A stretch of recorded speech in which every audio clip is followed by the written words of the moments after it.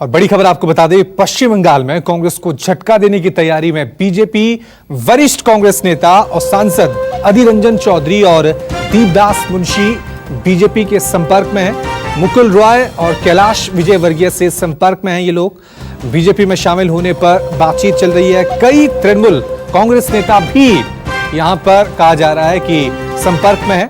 कांग्रेस सांसद अनुपम हजरा आज बीजेपी में शामिल होंगे। वो तृणमूल कांग्रेस से निकाल दिए गए थे। तो फेरबदल का जो दौर है वो पश्चिम बंगाल में लगातार जारी है। चलिए इस खबर पे और ज्यादा अपडेट के लिए सीधा रुख करते हैं हमारे संवाददाता अमित का। अमित, क्या कुछ जानकारी मिल पा रही है? कौन कौन से नेता आज दल बदल सकते हैं?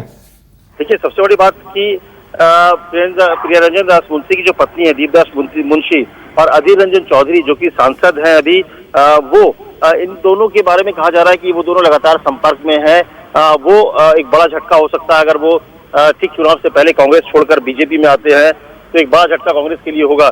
इसके अलावा तृणमूल कांग्रेस, सबसे बड़ी बात है कि तृणमूल के कई सांसद पहले भी 2-3 सांसद ज्वाइन कर चुके हैं। इसके अलावा जो अनुपम हजरा है वो तृणमूल कांग्रेस के सांसद जिन्हें वहां से निष्कासित है वो तृणमूल कांग्रेस से, वो आज बीजेपी ज्वाइन कर रहे हैं। इसके अलावा 2-3 विधायक हैं और इसके अलावा कम से कम 3 सांसद ऐसे हैं तृणमूल कांग्रेस के जो बीजेपी के संपर्क में है। और कहा जा रहा है कि आने वाले 2-3 दिनों में बड़े स्तर पर तृणमूल कांग्रेस और कांग्रेस पार्टी के बड़े नेता बीजेपी में शामिल होंगे, क्योंकि अब अगर देखिए वहां का जो समीकरण है वो कुल मिला के सीधी लड़ाई तृणमूल कांग्रेस बनाम बीजेपी हो गई है।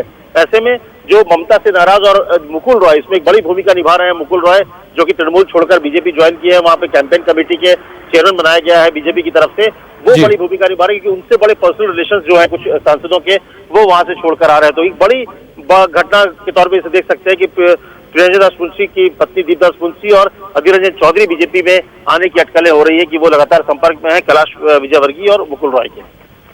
और अमित, ये भी ऐसा लग रहा है कि जिस तरह से बीजेपी ने खास तौर से पश्चिम बंगाल को बहुत महत्व दिया है और एजेंडा साफ है कि इस बार पश्चिम बंगाल में बीजेपी लीड लेगी और इसके लिए किसी भी तरह के हथकंडे अपनाने पड़े, चाहे जोड़ तोड़ करना पड़े, चाहे दल बदलना पड़े, उस तरह के सारे जो भी रणनीतियां हैं उसको लेकर बीजेपी पूरी तरह से मैदान में डट गई है।